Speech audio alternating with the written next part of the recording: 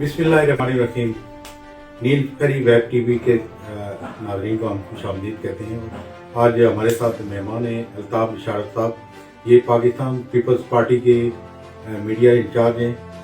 मरकज़ी सेक्रेटेरिएट में, और पाकिस्तान पीपल्स पार्टी आज़ाद कश्मीर की जो मंशूर कमेटी है उसके भी रुकन हैं। आज वो हमारे गेस्ट हैं, हमारे नील फरी ऑफिस में तशरीफ़ लाए। हम अल्ताफ़ इशारत साहब आपको खुशामदीद कहते हैं। आज हम उनसे गुफ्तगू करेंगे हल्का बलोच सदनती 2 के हवाले से, और उसके अलावा पाकिस्तान पीपल्स पार्टी के चूँकि ये मंशूर कमेटी के रुकन भी है, इनसे हम गुफ्तगू करेंगे कि पाकिस्तान पीपल्स पार्टी जो है वो आमदा आज़ाद कश्मीर के जो इलेक्शन है उसमें किस बयानिए के साथ आएगी। तो अल्ताफ़ इशारत साहब, एक दफ़ा फिर हम आपको वेलकम करते हैं, हम आपका शुक्रिया अदा करते हैं। आप ये बताइएगा कि पाकिस्तान पीपल्स पार्टी आज़ाद कश्मीर जो आमदा इलेक्शन है, आप चूँकि मंशूर कमेटी के मेंबर हैं, ये बताइए कि आप क्या मंशूर लेके आ रहे हैं, क्या नई चीज़ मंशूर में आपने इस दफ़ा वो शामिल कर रहे हैं, ताकि आप जो है पीपल्स पार्टी जो है इस वक्त जो है लोगों के अंदर ज़्यादा से ज़्यादा जो है वो अपना बयानिया जो है बेहतर अंदाज से पेश कर सकें। सबसे पहले तो मैं नील फरी और जनाब कियानी साहब आपका शुक्रिया अदा करता हूँ कि आपने मौक़िफ़ रखने का मौका दिया मुझे। पाकिस्तान पीपल्स पार्टी का मंशूर चूँकि एक गैर तबकाती समाज के क़याम के लिए जो बेसिक मैनिफेस्टो है उसके क़याम के लिए अमल में लाएगी कि पाकिस्तान पीपल्स पार्टी। तो हमारी कोशिश इस बार कश्मीर के इलेक्शन मंशूर में ये है कि हम उस बेसिक आइडियालॉजी को अपने पॉलिटिकल मंशूर में कन्वर्ट करें और ऐसे इक़दामात करें कि जो हकीकी मानों में एक गैर तबकाती समाज के क़याम के लिए किसी भी जगह पे नागज़ीर हो सकते हैं। उसमें हमारी कोशिश है कि हम एक ज़राई इनकलाब की तरफ जाएँ, क्योंकि आज़ाद कश्मीर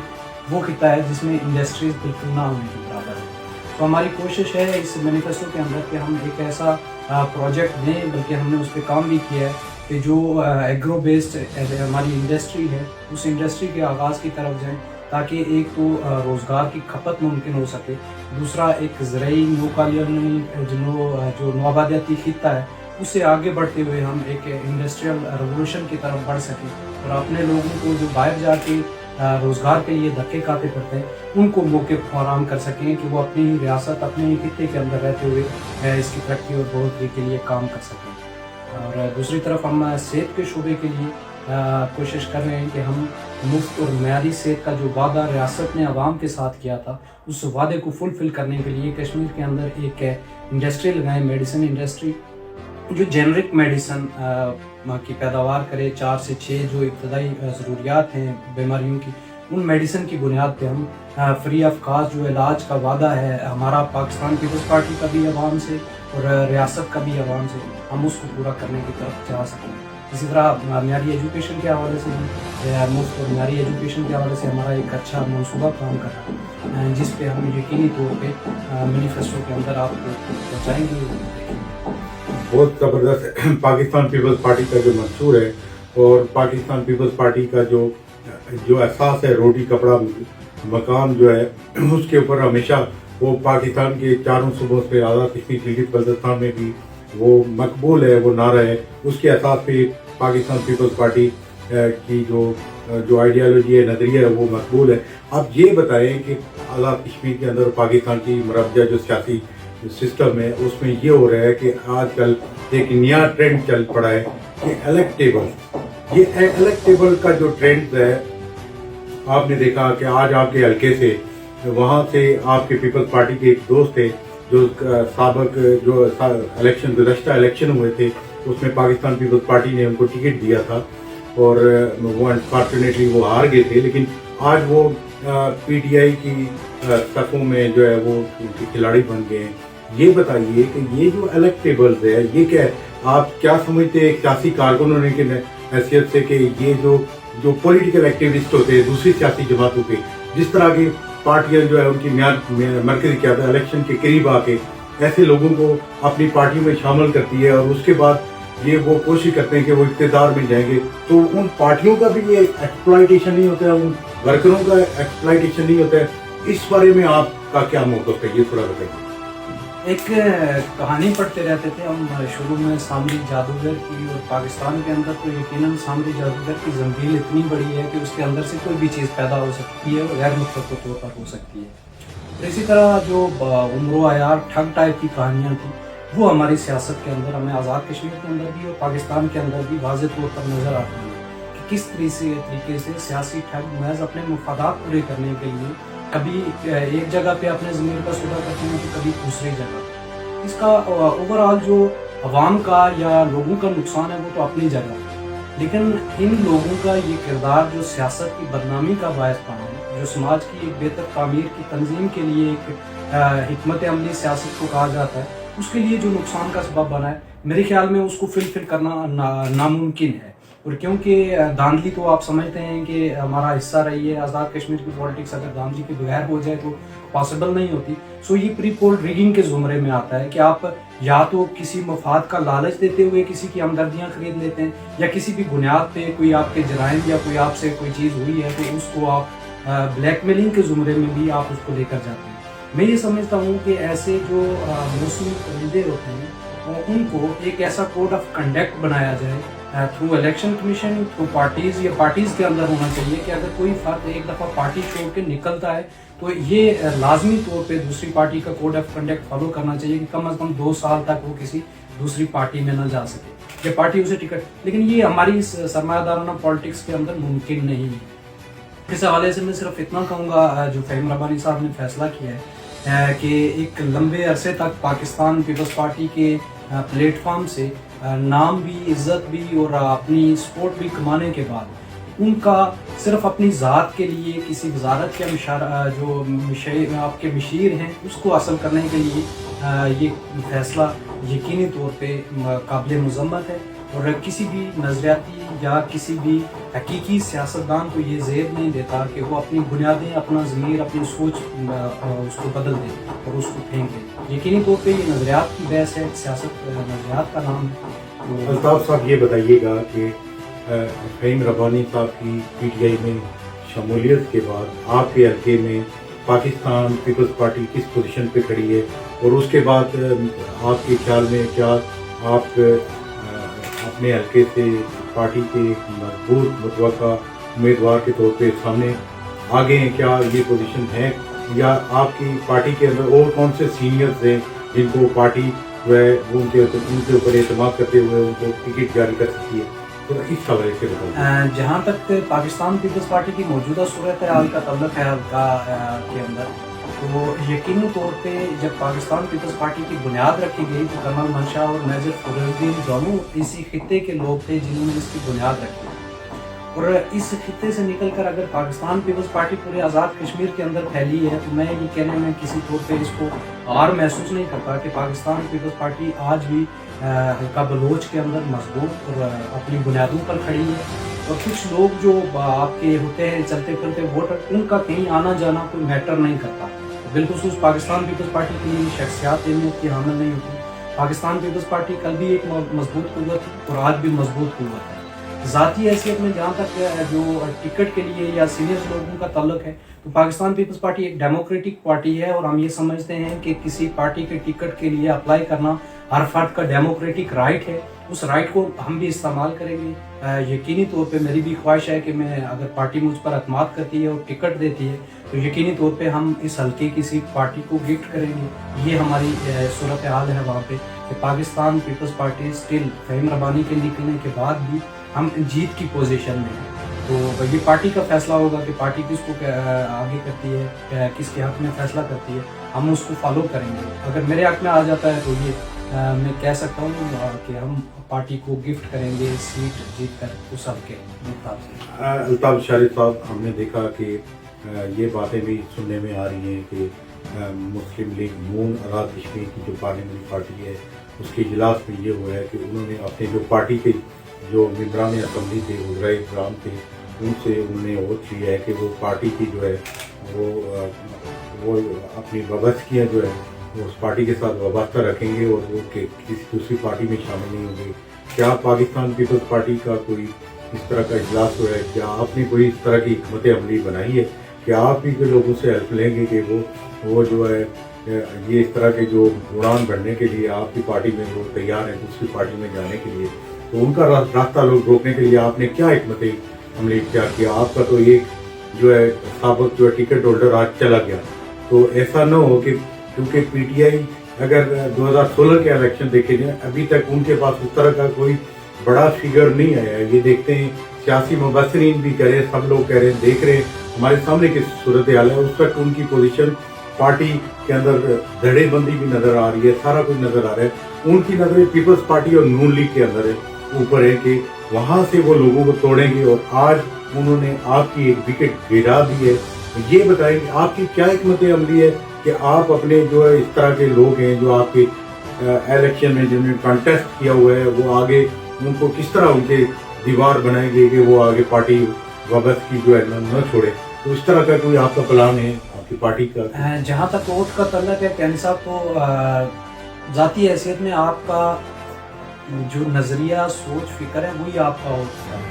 آپ نے اگر کہیں اپنے ضمیر کو بیچنا ہے تو وہ ووٹ لے کے بھی آپ بیچ سکتے ہیں۔ سو پاکستان پیپلز پارٹی اس بات پہ بلیو نہیں کرتی کہ ہم لوگوں سے حلف لے کر ان کو روکیں۔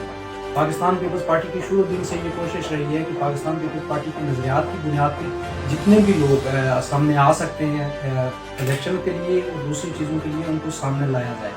جہاں تک دیوار کھڑی کرنے کا تعلق ہے، میں یہ سمجھتا ہوں کہ کسی کو بھی اپنی سوچ فکر بدلنے پہ کوئی مجبور نہیں کر سکتا، اور اگر مجبور کیا جاتا ہے تو وہ پھر ڈیموکریسی نہیں رہتی، ڈکٹیٹرشپ بن جاتی ہے۔ فی الحال تو ہم کوئی دیوار کھڑی نہیں کرنا چاہ رہے، لیکن 2018 کے پاکستان کے اندر ہمارے الیکشن تھے، اس میں چیئرمین صاحب پاکستان پیپلز پارٹی بلاول بھٹو نے واضح طور پہ یہ ہدایت کی تھی کہ اگر کوئی آدمی الیکٹیبل کی حیثیت سے پارٹی چھوڑ کر چلا جاتا ہے تو پاکستان پیپلز پارٹی اس کو واپس اپنی صفوں کے اندر نہیں لے گی مستقبل کے اندر۔ اور ہماری یہی پالیسی آئی تھنک سو جو ہمارے لوگ ہیں ان کو شاید روکنے میں بھی کاربند ہوگی، اور اگر نہیں بھی روکتے تو پاکستان پیپلز پارٹی کے لیے یہ مسئلہ نہیں ہے۔ ایک ہمارا جو کارکن ہے، ایک عام کارکن میری طرح کا، اس کو بھی اگر ہم ٹکٹ دے کر کسی حلقے کے اندر بھیجتے ہیں تو وہ ایک ریزنیبل ووٹ بینک لینے کی صلاحیت رکھتا ہے، کیونکہ پاکستان پیپلز پارٹی کے اندر افراد کے ووٹ سے زیادہ پارٹی کا ووٹ میٹر کرتا ہے، اور وہ تقریباً ہر حلقہ احباب کے اندر ہمارے پاس موجود ہے۔ آج کشمیر کے اندر دو بڑے پارلیمنٹری ہیں، سردار غلام صادق صاحب اور مطلوب انقلابی صاحب، بڑا نام تھا آزاد کشمیر کی سیاست میں، سینئر پارلیمنٹری، اللہ کو پیارے ہو گئے۔ آپ کی پارٹی کے سینئر جو وہ ممبران تھے، پارٹی کے لیے ان کی خدمات ناقابل فراموش ہیں، اور آزاد کشمیر کے لیے بھی۔ اس کے بعد یہ بتائیں کہ آپ کی پارٹی چونکہ ظاہر ہے یہ صدمے میں ہے،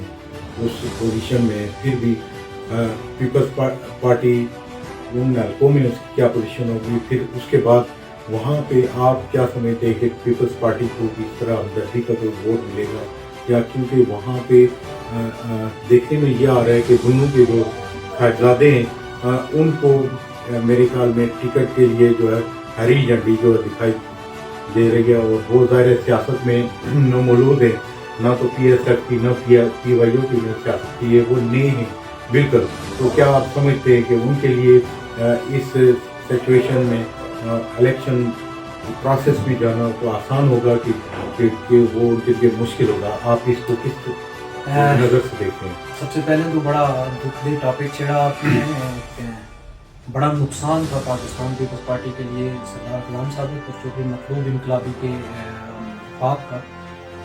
اس نقصان سے نکلنے کے لیے ہم کوشش کر رہے ہیں، لیکن میرا نہیں خیال کہ پاکستان پیپلز پارٹی اس گیپ کو فل کر سکے گی، اور خالی پاکستان پیپلز پارٹی نہیں بلکہ پوری جو ریاست آزاد جموں کشمیر ہے اس خطے کی پولیٹکس اس گیپ کو فل کرنے میں ناکام ہے۔ جہاں تک ٹکٹ کا فیصلے کا تعلق ہے تو یقینی طور پہ یہ ڈیسیژن تو پارلیمانی بورڈ نے کرنا ہے، لیکن اس سے پہلے جو آپ کے حلقے کے اندر کے پارٹی کے عہدیدار اور دیگر لوگ ہوتے ہیں ان کے فیصلے کی بنیاد پہ پاکستان پیپلز پارٹی نے اپنے کینڈیڈیٹ کو کے طور پہ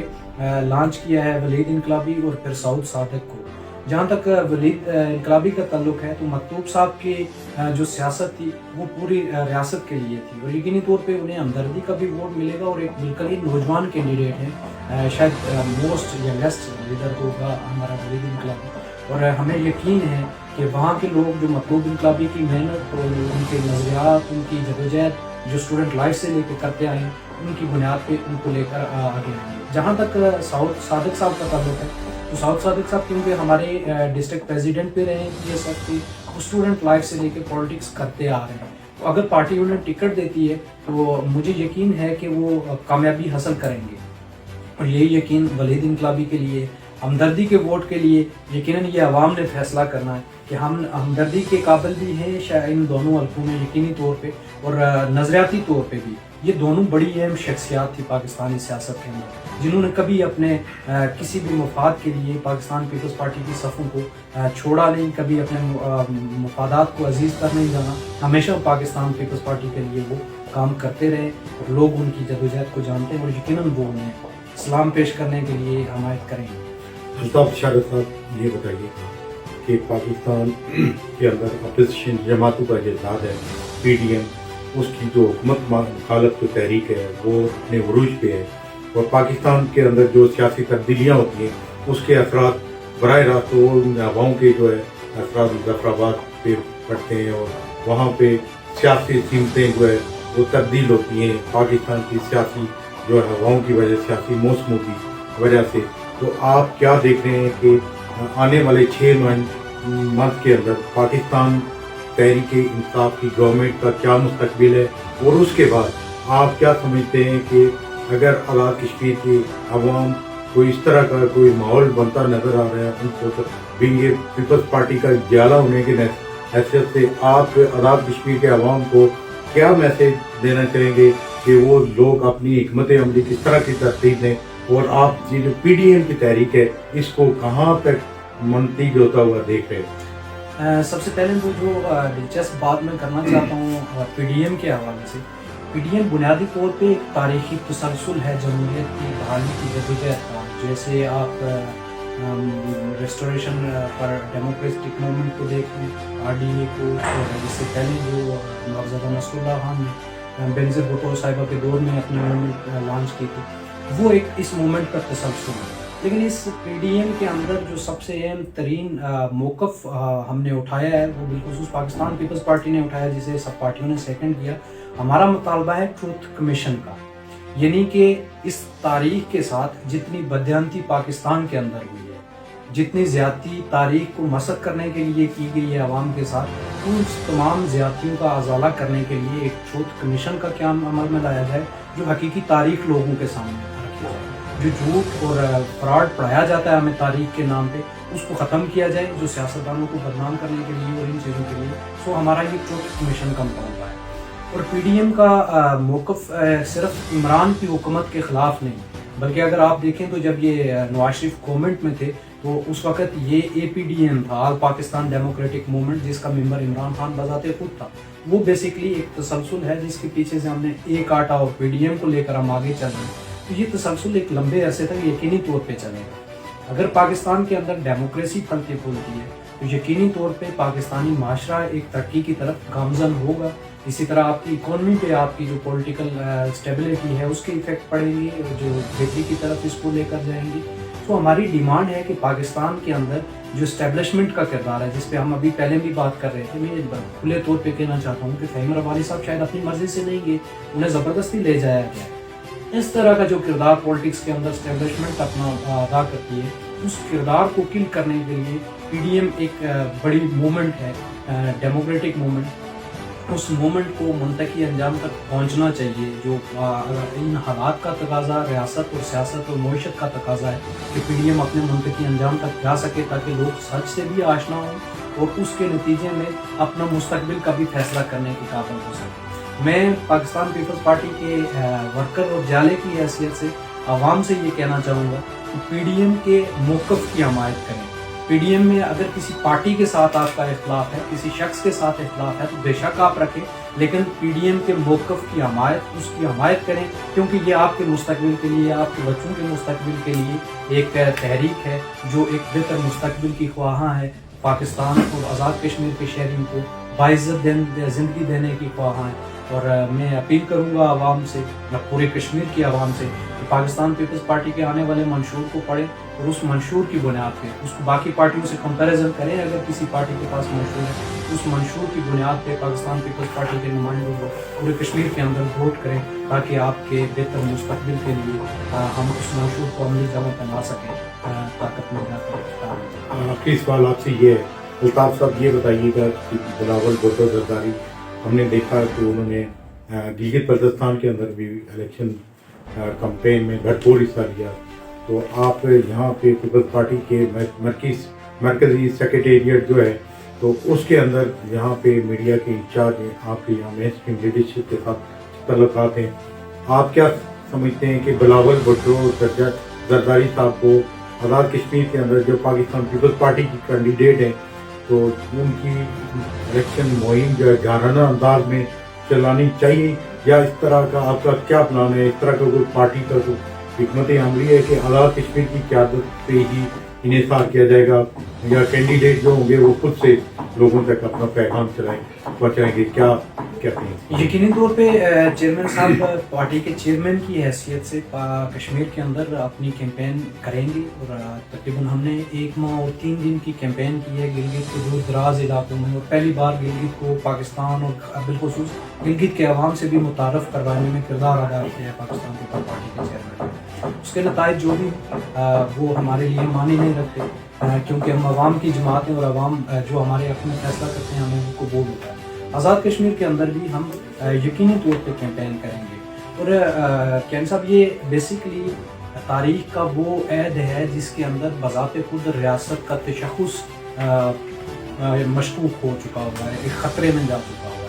ہے۔ 14 اگست کا مودی کا حملہ آپ دیکھ لیں تو اس حملے کے بعد جو پاکستانی ریاست اور پاکستان کی جو حکومت ہے اس کے کردار کو آپ دیکھیں تو کئی جگہوں پر جا کے شرمندگی ہونا شروع ہو جاتی ہے کہ اگر ہمارے وکیل کی یہ حالت ہے جب ہم جان کنی کی کیفیت میں ہیں اور ایک ہمارے شخص پہ حملہ ہو رہا ہے، تو یہ بیسیکلی ان کی ناکامی کی ہو رہا ہے۔ یقینی طور پہ ہم کشمیر ایشو پہ، کشمیر کے موقف پہ اور ان ساری چیزوں پہ چیئرمین پاکستان پیپلز پارٹی بلاول بھٹو زرداری کی قیادت میں کیمپین کریں گے۔ ہاں، اس میں یقینی طور پہ ہم اپنے جو ورکرز ہیں، جو ہمارے کینڈیڈیٹ ہوں گے، ان کو انگیج کم سے کم کرنا چاہیں گے تاکہ وہ عوام کے ساتھ ڈائریکٹ انٹریکشن میں رہیں، اور چیئرمین صاحب اپنی موو بذات خود کریں گے، جیسے ہم نے گلگت بلتستان کے اندر کیا کہ ہم نے کسی کینڈیڈیٹ کو تنگ نہیں کیا کہ وہ ہمارے ساتھ رہے، بلکہ وہ اپنے حلقوں میں کام کرتے رہے، اور چیئرمین صاحب اپنی حیثیت میں پارٹی کے لیے لوگوں سے ووٹ مانگتے رہے۔ میں یہ سمجھتا ہوں جیسے ہم نے گلگت بلتستان میں ہر گھر میں جا کے ووٹ مانگا، اسی طرح چیئرمین بلاول بھٹو زرداری کا یہ پروگرام ہے